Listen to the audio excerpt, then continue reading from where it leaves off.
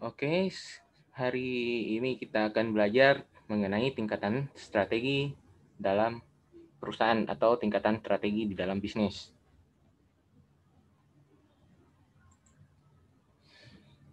Tingkatan strategi ada 3, corporate level, business level, fungsional level. Di corporate level itu ada chief executive officer dan corporate office. Sedangkan pada tingkatan business level itu ada GE, General Executive, Aircraft, Financial Service, Lighting, dan GE Motors. Misalnya ya, fungsional level ada fungsi untuk manufaktur, fungsi untuk marketing, fungsi untuk finance, fungsi untuk human resource. Oke. Strategi tingkat korporat. Pertanyaannya, apakah bisnis perusahaan yang sering ditanyakan pada tingkat korporat strategi adalah apa bisnis perusahaan? Mengapa demikian? Karena strategi tingkat korporat mempengaruhi organisasi secara keseluruhan dan gabungan unit bisnis serta lini produk yang membentuk korporat tersebut. Selain pertanyaan apakah bisnis perusahaan, strategi tingkat korporat memiliki pertanyaan-pertanyaan di pasar manakah perusahaan bersaing saat ini? Di pasar manakah perusahaan akan bersaing di masa depan? Bagaimana kepemilikan bisnis oleh perusahaan menjamin daya saing perusahaan saat ini dan di masa depan? Jadi, korporat utamanya pertanyaannya tentang seputar perusahaan. Di mana perusahaan bersaing? Di mana perusahaan bersaing untuk masa depan? Bagaimana perusahaan menjamin daya saing perusahaan saat ini maupun di masa depan. Bisnis perusahaan kalau strategi korporat. Strategi korporat juga mencakup memperhatikan bauran bisnis yang harus dimiliki perusahaan dalam rangka bersaing dengan pesaing-pesaing yang ada. Jadi, lihat bisnis-bisnisnya apa-apa aja untuk bersaing dengan pesaing yang ada. Kayak Indofood. Bisnisnya ada bisnis terigu, bisnis mie, bisnis ikan sarden, segala macam. Saingannya apa? Wing, ada juga mie. Ada juga sabun-sabun, ada yang segala macam. Terus, yang kedua, cara yang dilakukan perusahaan dalam mengkoordinasikan dan mengintegrasikan unit-unit bisnis yang dimiliki. Contohnya kayak tadi Indofood. Perusahaannya ada perusahaan Bogasari. Bogasari memproduksi tepung. Ada perusahaannya bisnis unitnya mie. Dari bisnis unit mie itu akan diintegrasikan untuk ke perusahaan mie yang tepung tadi, Bogasari, kirim ke Indofood bagian unit bisnis membuat mie. Jadi saling terintegrasi. Jadi Indofood nggak perlu beli bahan baku, tepung, terigu, segala macam dari perusahaan saingan maupun perusahaan lainnya. Dia udah terintegrasi. Nah, selanjutnya salah satu bentuk strateginya adalah diversifikasi produk. Produknya udah ada, diversifikasi produk lain yang seidentitas maupun yang lain. Bebas. Namanya itu diversifikasi. Jadi bukan satu produk doang.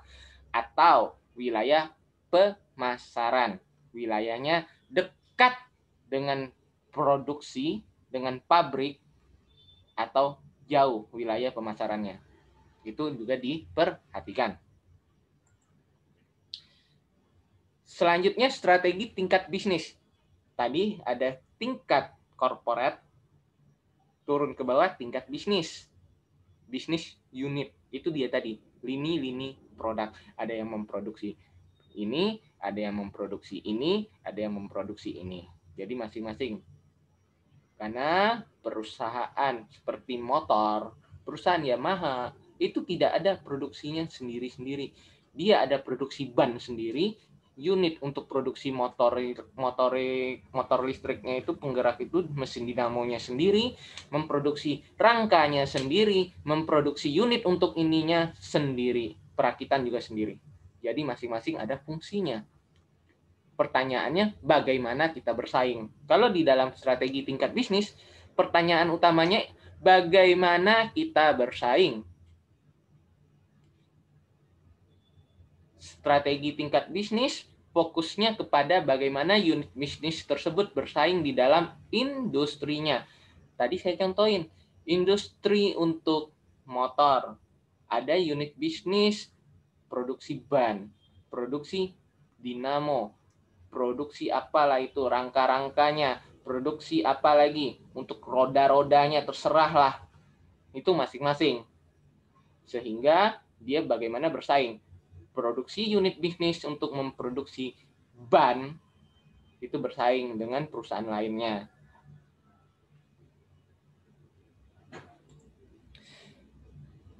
Yang tingkatan terakhir adalah tingkat fungsional. Pertanyaannya, bagaimana kita mendukung strategi bersaing tingkat bisnis? Ingat, kalau di fungsional, ini mendukung unit yang di atasnya, tingkat bisnis tadi. Bagaimana kita mendukung strategi unit produksi untuk memproduksi ban tadi, memproduksi motor dinamo tadi. Strategi tingkat fungsional ini mempengaruhi departemen dalam unit bisnis. Strategi fungsional melibatkan semua fungsi utama, termasuk keuangan, research and development, pemasaran, maupun manufaktur. Jadi ingat, strateginya dari bawah dulu. Bagaimana mendukung yang tingkat bisnis. Tingkat bisnis bagaimana dia bersaing supaya korporatnya maju. Korporat di mana menentukan posisi. Jadi ingat dari bawah. Bisnisnya, keuangan, R&D, pemasaran, manufaktur mendukung unit bisnis. Unit bisnis mendukung korporat untuk memasarkan produknya, untuk menetapkan strateginya, mau dimasukin kemana, arahnya mau kemana ini perusahaan. Di sini ada 5 competing force, porter. Ada namanya competitive rival, di kiri dan kanan. Di kiri ada kekuatan supplier, di kanan ada kekuatan buyer, kekuatan pembeli, kekuatan penyedia jasa atau barang. Di atas ada ancaman dari masukan baru. Di bawah ada ancaman dari substitusi, barang pengganti. Itu jadilah competitive rival. Supplier power apa aja? Jumlah supplier, size suppliernya gede enggak, raksasa enggak, atau supplier kecil, unik enggak servisnya, kekuatan kita untuk menggantinya. Ingat yang kita udah pelajari, barang substitusi. Kalau nggak ada kopi, kita bisa ganti jadi teh. Itu substitusi. Beda dengan komplementer ya. Oke, kalau komplementer, kalau nggak ada gula, kita nggak bisa buat kopi. Kita nggak bisa buat teh. Itu komplementer. Ada baju, pelengkapnya celana. Itu komplementer. Nggak mungkin kan barang substitusi kita beli baju tapi nggak pakai celana. Telanjang namanya. Itu komplementer, pelengkap. Substitusi. Nggak ada pena, bisa kita gunakan pensil. Nggak ada HP Nokia, kita bisa gunakan HP Samsung. Oke. Terus buyer power, jumlah customer, kekuatan customer untuk mengorder. Perbedaan di antara kompetitor. Price, harga, kekuatan buyer ada di harga. Mencari barang substitusi juga. Biaya cas, cost of charging, dan cost of barang substitusi. Terus, threat, pendatang baru. Ancaman dari pendatang baru. Apakah dia bisa harganya lebih lebih rendah dari kita atau gimana? Dan ancaman dari barang substitusi, pesaing kita, kompetitor kita. Sehingga kompetitif rival, kita bisa lihat jumlah kompetitor kita, kualitas perbedaan kita, mau perbedaan harga, perbedaan kualitas barang, bisa saja, bebas. Switching cost, pertukaran biaya kita gimana ya perbandingannya dengan kompetitor. Loyalitas customer, dan biaya kita. Misalnya kita kalah bersaing, kita lihat biaya kita meninggalkan pasar. Biasanya sih kalau kita udah bangkrut banget, pasti kita leaving market.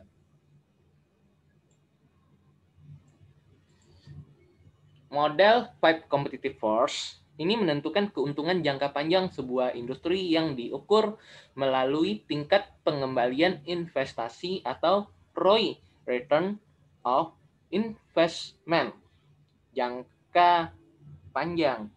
Model ini juga menentukan apakah sebuah industri menarik atau tidak. Jadi sebelum kita masuk ke dalam suatu industri, kita lihat dulu 5-nya ini. 5. Apakah kekuatan suppliernya, bagaimana kekuatan pembelinya, ancaman pendatang barunya, ancaman untuk kompetitor kita. Jadi kita bisa lihat sebelum kita masuk maupun kita sudah berada di dalam industri tersebut. Biasanya kalau sebelum masuk kita lihat selain kita ada lagi nggak yang akan masuk pendatang-pendatang baru yang akan bergerak di industri yang sama. Nah, di sini ada hal-hal yang membuat persaingan di dalam industri meningkat. Yang pertama, industri dalam tahapan penurunan membuat perusahaan harus mengambil pangsa pasar dari pesaing sehingga meningkatkan persaingan. Maksudnya gimana ya? Sekarang industri apa yang sedang menurun? Industri di zaman COVID sekarang, industri jasa untuk liburan, industri penerbangan, itu lagi mengalami penurunan. Sehingga jika kita berada dalam industri tersebut, supaya kita tidak mengalami defisit maupun kerugian, bahkan kita tutup usaha alias leave market, meninggalkan pasar, artinya bangkrut, kita harus mengambil pangsa pasar dari pesaing kita yang ada. Misalnya kita perusahaannya Garuda, saingan kita ada Lion, ada yang lain. Kita harus lihat, bila Garuda mengalami penurunan, yang terakhir kan 7.000 PHK kan, berapa ratus ribu karyawan yang di PHK oleh Garuda. Nah, untuk caranya berarti dalam tahap penurunan ini kita harus rebut pangsa pasar. Caranya gimana? Bisa menurunkan harga, bisa bagaimanapun caranya, silakan saja asalkan legal. Terus yang kedua, produk yang tidak terdiferensiasi menyebabkan perusahaan hanya bersaing berdasarkan harga semata. Contohnya udah tepat tadi, Garuda. Ada nggak produk yang bisa diferensiasi untuk jasa penerbangan? Tidak ada. Yang ada cuman perusahaan kayak otomotif. Ada menggunakan minyak, ada menggunakan gas, ada dual. Bisa minyak, bisa gas.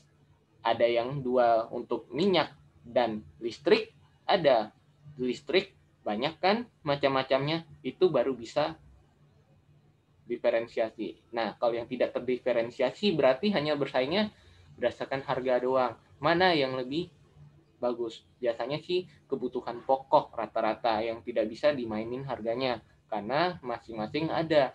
Harga beras udah ada standarnya sekian. Nggak ada beras rasa nanas, nggak ada. Harganya sekian. Beras rasa jengkol, nggak ada, nggak bisa. Beras ya beras. Cuman hanya berdasarkan kualitas doang. Kualitas grade A harganya sekian, grade B harganya sekian, grade C harganya sekian. Sudah ada harganya. Pembeli juga udah tahu. Itu namanya tidak terdiferensiasi. Selanjutnya biaya peralihan dari satu pemasok ke pemasok yang rendah. Ini bisa membuat industri meningkat karena dari harganya berarti jadi turun kan. Tapi hati-hati, dengan harga yang lebih rendah, kualitasnya tetap harus terjaga sehingga persaingan kita jadi meningkat. Karena kalau misalnya cuma berpatokan dengan harga yang rendah, karena pemasok itu vendor penyedia bahan baku kita harganya lebih rendah, oke, harga kita jadi harga produksi lebih rendah sehingga kita bisa jual lebih rendah sehingga industri persaingan kita jadi lebih tinggi kan. Oke, nggak masalah. Tapi ingat aja, kualitasnya tetap harus dengan yang sama. Harus kualitas yang sama tingginya. Selanjutnya, jika porsi biaya tetap tinggi, maka tingkat persaingan cenderung tinggi. Misalnya industri penerbangan. Biaya tetapnya kan tinggi banget. Biaya afturnya itu udah nggak bisa.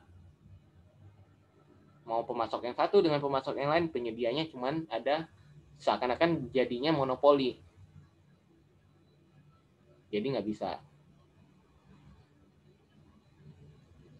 Sehingga harus dinamakan efisiensi biaya. Biaya tetap itu biaya yang tetap ada. Yang tetap ada ya. Sedangkan biaya variabel itu biaya yang berubah-ubah sesuai dengan pemakaian kita, pemakaian bahan baku ya. Nah, tadi yang biaya tetap tinggi itu kan biaya aftur. Mau berapapun penerbangan dari satu jarak ke jarak yang lain, biaya tetapnya sama. Biaya perawatan pesawatnya udah tinggi. Biaya cuci pesawat di bandaranya juga tinggi. Bukan kayak cuci motor, cuci mobil 35.000. Bukan, biaya parkir per jam di bandara juga mahal, makanya biayanya tinggi, biaya tetapnya. Mau Anda pakai itu pesawat, mau Anda nggak pakai pesawat, tetap dicuci, tetap ada biaya parkirnya. Apalagi makin lama Anda parkir, udah deh. Terus selanjutnya yang terakhir, konsentrasi dan keseimbangan. Jika tidak ada satu perusahaan yang dominan, maka persaingan akan tinggi. Jadi sama-sama kuat. Perusahaan yang 1, 2, 3, 4, 5, masing-masing dalam satu industri yang sama, punya kekuatan yang sama, otomatis persaingannya pasti lebih tinggi untuk mendapatkan konsumen. Jadi ini yang harus diterapkan biar persaingan makin tinggi. Biasanya barang-barang yang cepat lakunya ini biasanya. Oke, selanjutnya untuk minggu depan kita bahas tentang materi SWOT. Strategi SWOT. Pertemuan hari ini cukup sekian dan terima kasih semuanya yang telah memperhatikan.